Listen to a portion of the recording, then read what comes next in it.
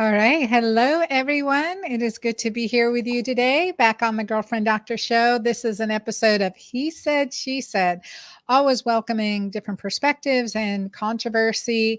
And if there is sometimes there's not any, and sometimes there is. So today on He Said, She Said, I have Dr. Chris Shade. Chris Shade is a PhD and founder and CEO of Quicksilver Scientific, which is a leading company in the nation. It continues to be the driving force of development and innovation. And Dr. Shade's vast depth and breadth of knowledge and passion for healing and intuitive understanding of chemistry and biology are reflected in Quicksilver's well designed detoxification protocols, as well as unique supplement delivery systems. One of the things is that, I first heard this incredibly ingenious Einstein-like gentleman speak on stage at a medical conference. I believe it was AMMG over a decade ago. And he was talking about mercury detoxification and a heavy metal specifically, and had done his thesis training on this and created a whole system around this because nothing else was working. And this is one of the areas of health that are dangerous, like heavy metal poisoning is dangerous and difficult, and you have to eliminate it safely. People have been all over the place affecting heavy metals. And one thing that we know, that as a gynecologist, I became very interested in heavy metals because of the triad between yeast infections, thyroid dysfunction, and mercury toxicity. So I started noticing that over and over again in my clients, that combination. And then of course, I never learned to chelate heavy metals. And I'm curious if any of you have heard of heavy metal chelation or knew the connection between heavy metals and toxicity, as well as heavy metal toxicity and high cholesterol. One of the things, sometimes we just see a high cholesterol and think we need to treat it. And so we're going to talk to, but that's not the right approach to take. We have to figure out why it's high. So with Dr. Shade, we're going to talk about these things and what he's developed, as well as the important connection, not just of thyroid hormones, but also of our adrenal hormones and sex hormones and how they're affected by heavy metal toxicity specifically. So let me bring him on. Welcome. Thank you. Welcome. Well, tell us a little bit about your background. I mean, it's been like over a decade that we met each other, right? Oh, definitely was a decade ago. And I was kind of coming onto the scene doing mercury testing, mercury detox, started detoxing just about everything, built the whole company, developed off into doing cardiometabolic stuff, immune stuff, and now hormone stuff. And so I was a little bit more focused just on the metal toxicity at the time. But how did I even get there? You're going to go way back. I was born in Bethlehem. Bethlehem, Pennsylvania? Not the West Bank. Yeah. Bethlehem, Pennsylvania. It's a little steel town. And so, Well, I went to Ursinus College in Collegeville, which isn't far from Bethlehem, oh, Pennsylvania. yeah. So I went to my dad was a professor at Lehigh. And so I was bathed in metal toxicity my whole life. And I had tons of amalgams and everything. And I went to graduate school and I was looking more at environmental toxicity. But before graduate school, I finished my undergrad. I became an organic farmer. And so I was doing biodynamic farming up on the East Coast. And so I had this interest in health and complex, organic farming. It's all the microbiome of the soil. So I was really into all that stuff. And then I was looking at environmental pollution around agriculture, then got my PhD in environmental toxicity and was looking at metals toxicity, and then started the company around that with some testing I developed, and then developed how to get mercury out of the body. And so that's really how we got here. And then the delivery system is really the signature for us. I mean, we know all the buttons you got to hit to turn up all the machinery we need for detox. But the only way we can get that all really done is through these liposomal and nano-emulsion delivery systems that get all the compounds into your blood, peak in the blood in 20, 30 minutes, activate everything that we need to activate. And so that really revolution in bioavailability is what enables us to do what we do. Okay, so you said a couple things. Liposomal delivery. Like, okay, what is liposomal delivery and why does it make it better? And the second thing you said was nano-emulsion. I mean, I love these words you use, Chris. They're amazing. But what are they? What are they? Yeah, so a liposome. So first, what's the problem? The problem is bioavailability. We have a lot of compounds that we've extracted from plants, pure things like curcumin and resveratrol and quercetin, and we have all the biochemical data on the pathways that they target. But even the drug companies know how good these are for the different pathways. But the reason they don't use them is because they have poor bioavailability and you can't get them into the system. So we need some way to cheat the normal absorption and increase it. And so we have two different kinds of little fat particles that are dispersed in water. So one is called a liposome, and it looks like a tiny cell, and it's made out of the same things that the cell membrane is made out of. They're called phospholipids.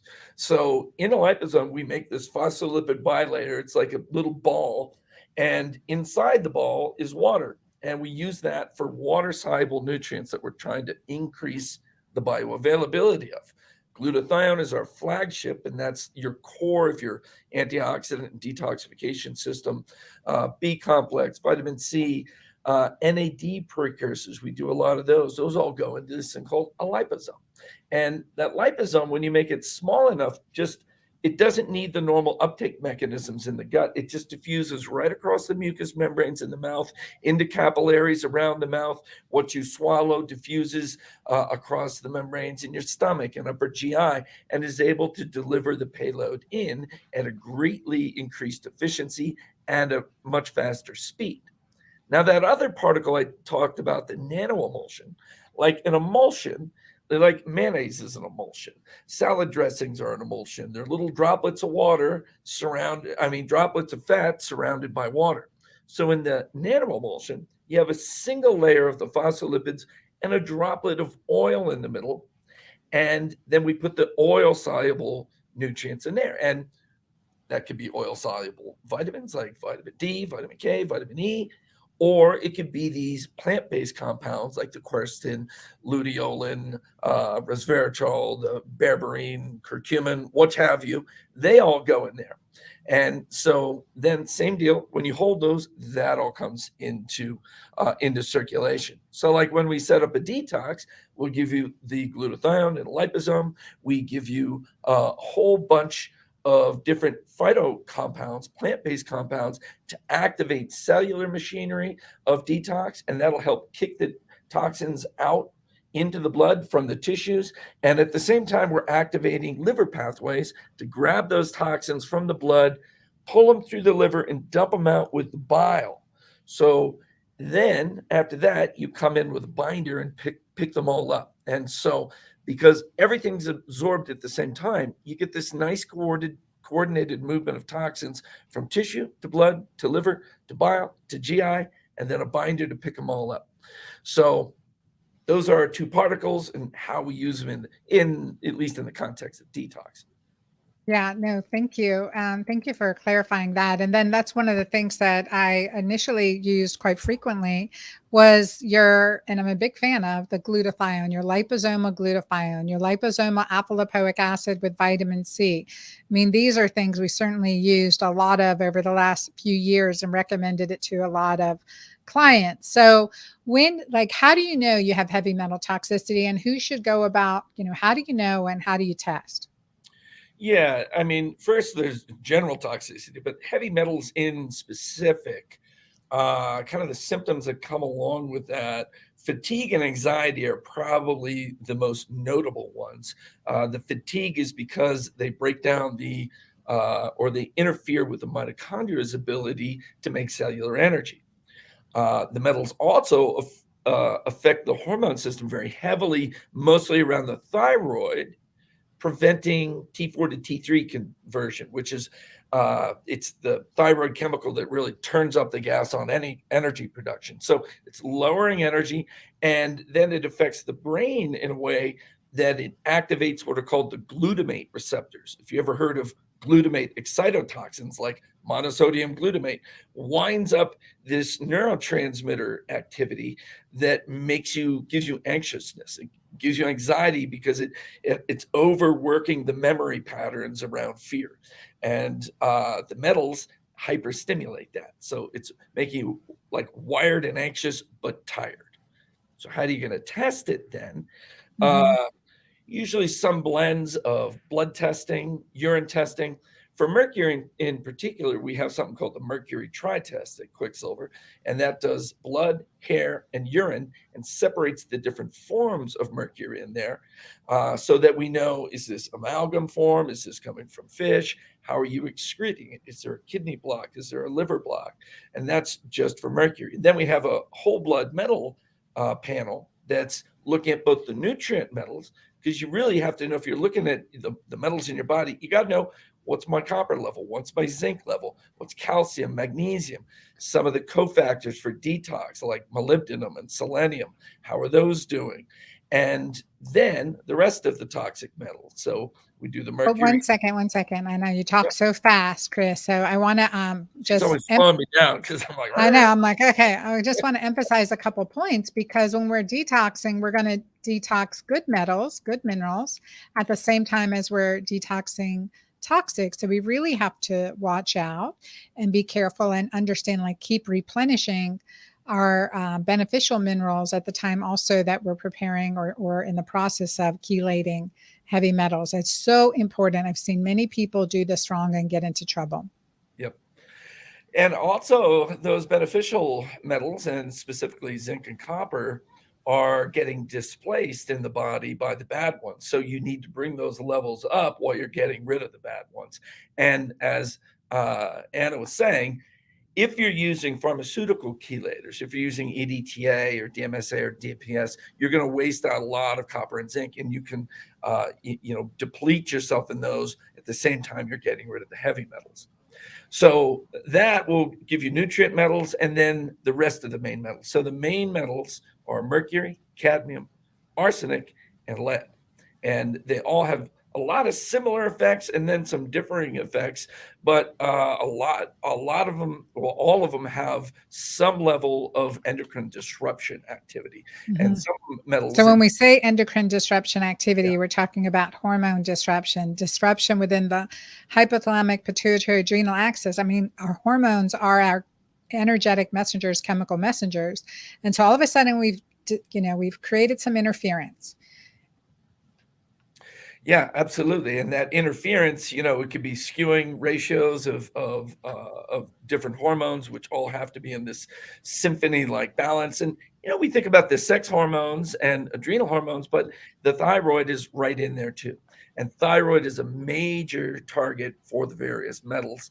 And probably in the hormone disruption, you've got mercury, cadmium, and arsenic as thyroid disruptors, and then more towards the sex hormone disruptors, uh, cadmium and nickel, and then which ones are carcinogenic, cadmium and arsenic.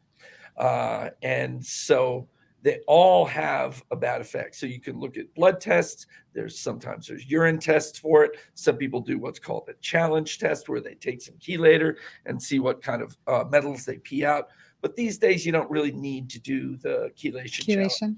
Yeah, the analytical techniques are good enough now to read everything without the chelation. And so when you're looking at the test, you have a tri test. Is that urine and blood? The tri is blood, hair, and urine. So for mercury, you have one form from fish called methylmercury. Right. Then you have another form that's coming from the dental amalgams, which are dental amalgams. Silver fillings are half mercury, they're not silver. And so that form is called inorganic mercury. So we see both of those in the blood. And then methylmercury, we're looking at excretion out of the hair. And inorganic mercury, we're looking at excretion out in the urine. So that's where we're able to look at the ratios of what's in the blood to what's in the hair and urine to see how well the detox pathways are working and what forms are building up in the blood. In the blood. And by the blood, you're building up in the whole body. And so it's best to, once you open up your detox pathways, making sure we're not constipated, et cetera, start moving those metals out, but reducing exposure. What is the process? And then let's tie in the endocrine system. Let's tie in the hormones and how Yeah. they're affected. Yeah. So, Because that's a new addition to your Quicksilver line. So you yeah. obviously have, what was the connection you made? You're like, okay, all of these people have hormone disruption.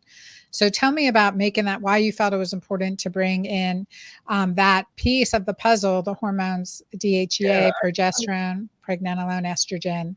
I saw that, there's women, all people need hormone replacement, especially women. Oh, And and men with low testosterone, it's heavy, sure, heavy metals, toxins, thyroid, all kinds of. it's really tough. And in our delivery system, we have an opportunity to have a complete hormone replacement system for women, where the DHEA plus the DHEA and pregnenolone is doing the androgens, and then the topical nano serums for estriol, estradiol, and progesterone. But I had seen, how these things work together. Now, first, let's go back and say, how do you get rid of heavy metals? And in your body does naturally get rid of them, but we have an overburdened detox system and we're not moving them out fast enough. So the way you do it, you have glutathione in the body and you have an enzyme that links the glutathione onto the metals, helps pull the metal off the thing it's stuck to and link it onto the glutathione. Then you have this complex, this metal glutathione complex, and that gets transported out of the cell into the blood, from the blood into the liver, and out of the liver with the bile into the GI tract. Some of it also goes out through the kidneys, through the urinary flow. Now, when we look at disruption to that, you can have not enough glutathione. Okay, well, we can give you liposomal glutathione, we can give you precursors, we can get that level up. You might not have enough activity of that conjugating enzyme. Well, we can turn that up with things that are called NRF2 upregulators. And the one that we use, you mentioned before, is the lipoic acid, or lipoic acid. That'll turn up that activity. But then you get to the liver, and women have a unique stuck point there. Well, the stuck point for everybody there is mostly the failure to move the toxins from the liver into the bile flow. So every cell in the liver is fed by blood on one side and drained on the other side by bile. That's how the toxins leave the liver with that digestive fluid we call bile. And the transporters that move the bile out of the liver are also the transporters that move the toxins out of the liver. So when you're not having enough bile flow, you're not moving toxins out. And women are much more likely to have gallbladder removals and have gall issues than men are. Mm-hmm. And one of the reasons, so that can be upregulated and downregulated.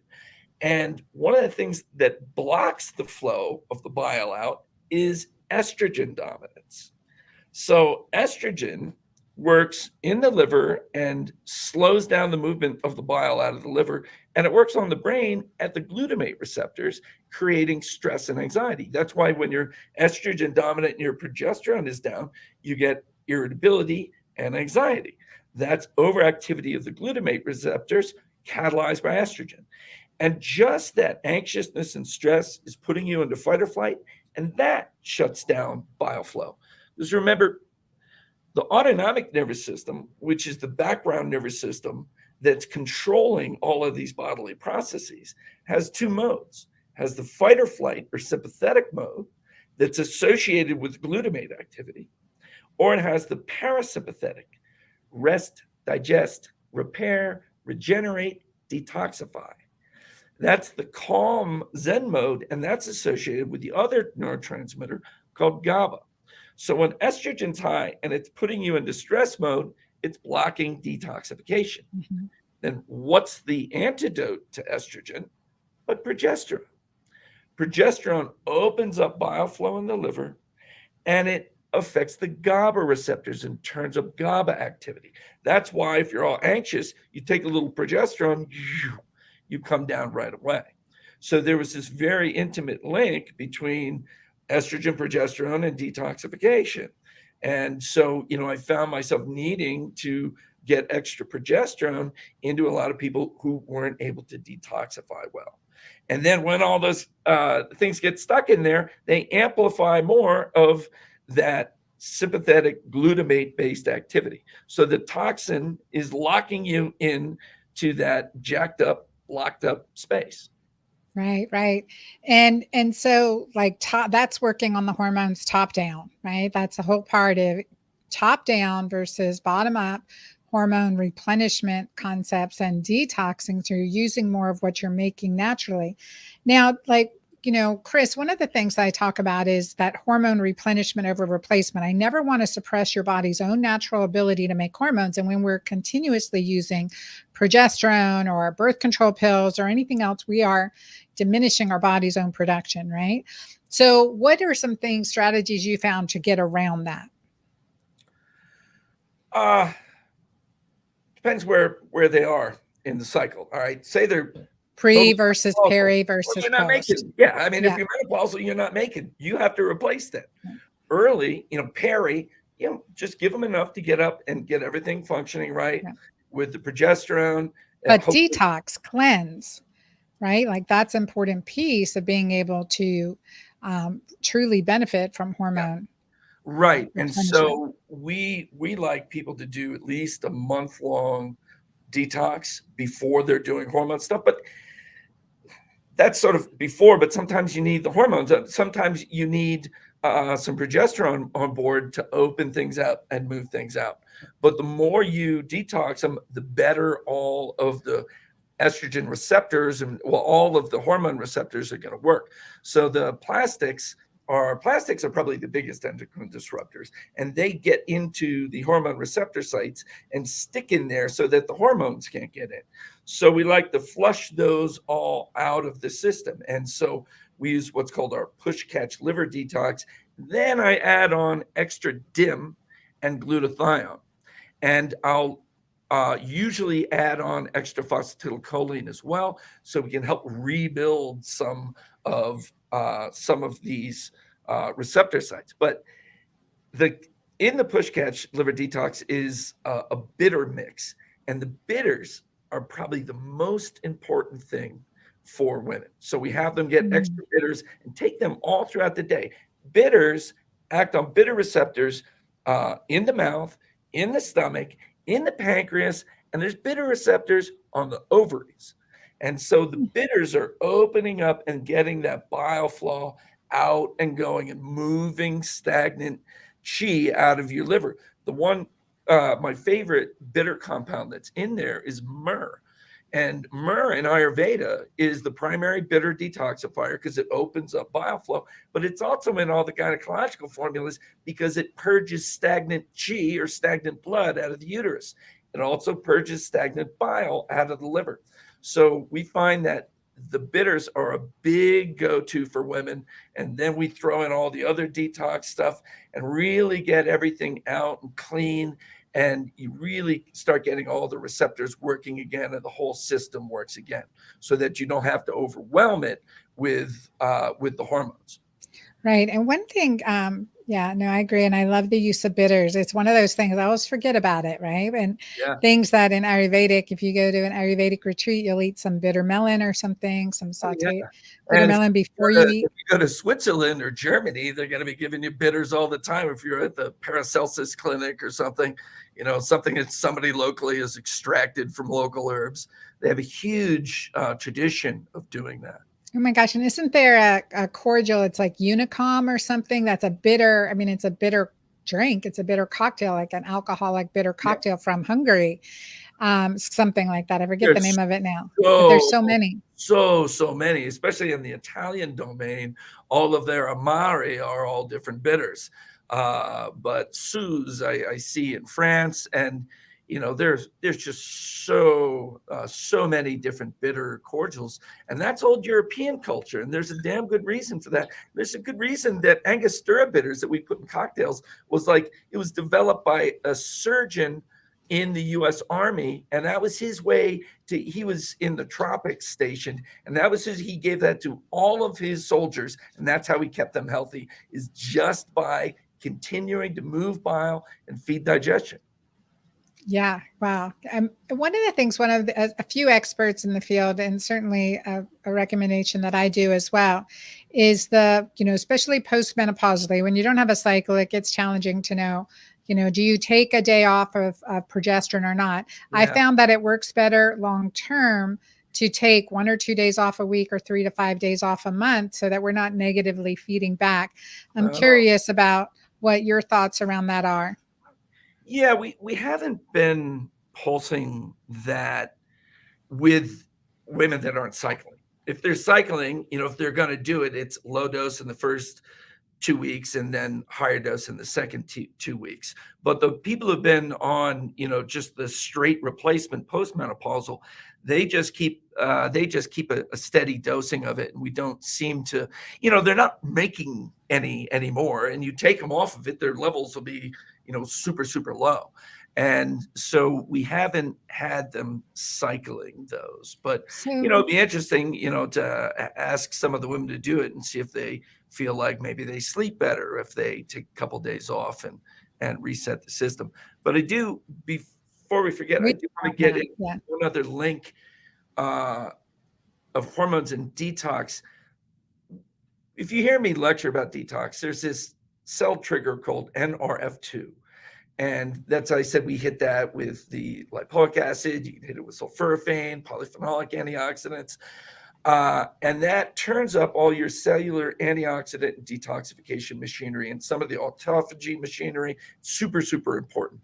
But it has a co-regulator that helps activate it called the PXR, the pregnane X receptor, which responds dominantly to progesterone and pregnenolone. And so as women get older and those levels are going down, their activity of those detox enzymes is going down too. And so that's another way so it's opening up liver flow, it's calming down irritability in the brain, and it's helping catalyze upregulation of NRF2. Yeah, and I think that's important to talk about pregnenolone because that is something that I found is under supplemented and is so necessary. In my balance cream, I use progesterone and pregnenolone, and Yeah. then some tripeptide for the cosmetic benefits. But the pregnenolone, I think, is an important piece of supporting our neuroendocrine system, cognition, memory, sleep. Yeah, it's huge. We call it the mother hormone because it's the first thing past cholesterol into the hormone cascade. And then it can transform, it can become progesterone and then cascades over into the adrenal hormones, or it goes down and through to the sex hormones. I find it more of a adrenal support. And of course, that neurosteroid cognitive effect that it has. And in fact, in a bunch of our adaptogen formulas, we put pregnenolone and the adaptogens in, and that really steps up its activity. I think it's a super, super important one, and especially if people, have history of Alzheimer's or any kind of cognitive impairment. I mean, it's just wonderful that way. That sounds good. I know there's a lot of information. You're always like, listening to you is drinking from a fire hose. It's a lot of information, and I know we'll get questions and tell our audience, okay, what are some ABC? What are some of the first things to do to remove toxins to do on a daily basis that we can do to just keep ahead? Yeah, totally. I mean, you're going to need something that moves toxins and something that catches toxins. We call it push catch or mobilize and bind. The catch the toxins is simple. Those are, we call the binders. The Right. most characteristic of them and simplest of them is activated charcoal. And I actually found a study from Russia where they made mice live 30 to 40% longer just by giving them activated carbon. And when they looked at all their metabolism, it was like a third, it was having another organ of detoxification, and they had a much cleaner inner environment because of that. Really important. You could just take those at night, 4 or 5 days a week, and that'll just help clean everything up. Now, on mobilizing and moving them out, bitters are probably like a great go-to to integrate into your daily routine. Then if you want to build glutathione, you can use our liposomal glutathione. And acetylcysteine, if everything else is working in your body, will build glutathione. But if you're under certain stressors, you might need to go right to a liposomal glutathione. And so those are sort of cores of how you make detox work for you all the time. And I like to sort of do an activity in the middle, because what you're going to do is you're going to take something that activates the bile flow, like the bitters, and you'll take some glutathione with it, whatever else you add into the mix. And about a half hour later, your liver's dumping toxins into your GI tract, and you want to take your binders. So we call it push, catch. Now, what are you going to do in the middle? Push, walk, catch. Push, sauna, catch. That's the best one. I hop in my clear light and I, take the time there and then take the binders. Foot baths, yoga, Tai Chi, mindfulness exercises. You're just going to bookend that with the push and the catch, and you will be moving things out all the time. And you should do that how often? 3 to 5 days a week? Yeah. Just make sure you're not constipated, folks. So you can't be constipated. And the easiest way around that is magnesium supplementation. Some people use magnesium citrate. Magnesium oxides, you'll find something called Oxymag out there, is even more powerful. And you just have to make sure that you're regular, because once you get bound up, everything gets bound up, and that stops the bile flow. Everything gets locked. You need to be flushing that out all the time, and you need to be flushing out through the kidneys. And that can be as simple as just drinking a lot of water, but you usually want a little bit of a diuretic in with it too. And if you're drinking green tea, that's going to act that way. Or you're going to take some sort of herb like dandelion leaf, or our product is called Kidney Care, to up that flow, and do that a couple of times a week too. Yeah, and I think that's so important. Magnesium, vitamin C. So when the magnesium that's increased bowel movements is magnesium citrate and magnesium oxide. When we get more into the chelated magnesiums and the magnesium L-threonate, we're not going to see that. That's all good blood-brain barrier, good absorption of magnesium, but we're not going to push it through. The other thing too, vitamin C to bowel tolerance. So increasing your vitamin C till you have watery stools. Plus, it's a great chelator. That is a good cleaner upper. And it's a nice, it's a great free radical mop, detox, helps feed the glutathione system. And you take it to bowel tolerance till it opens everything up. Yep. So many good things. So again, I'm always telling my clients, check your urine pH and ketone. Check your urine pH. You really want to get alkaline and decrease the acidity. And you'll note when you're chelating, you'll become more acidic sometimes. So adding in the greens, the spirulina, the chlorella, your mighty maca greens has both of those in it. So just adding those in to support you during this process. You guys check out Quicksilver Scientific. I have, they've given us 15% off for all of you guys for listening.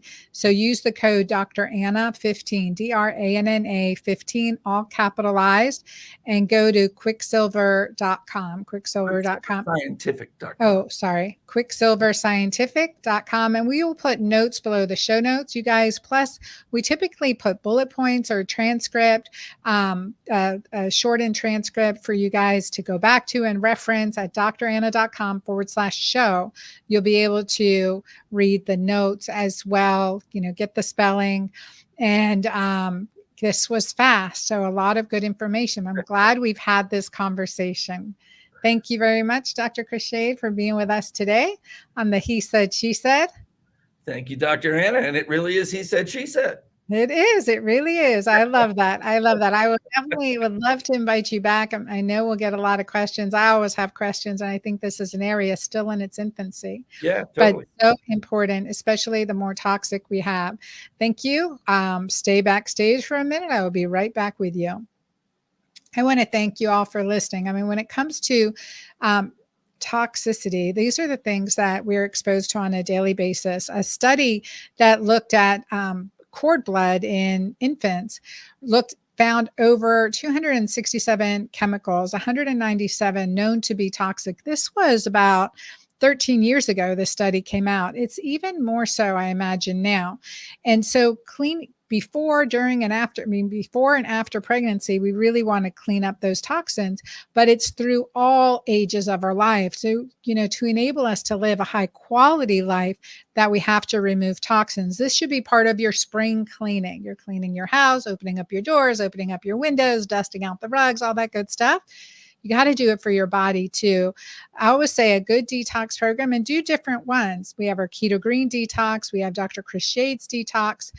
Every time the seasons change is a good time to remember it's time to detox, but always on a daily basis, minimizing your toxic exposure, but empowering your body to remove toxins safely. That is key. Post your questions. Let us know how you like this. Definitely share this episode. It was a high content episode, and I know a lot of people aren't even aware of this process. So it's important. We're going to be talking about it more in the Girlfriend Doctor community. So stay tuned for more. And until next time, thank you for being here, you guys. God bless you.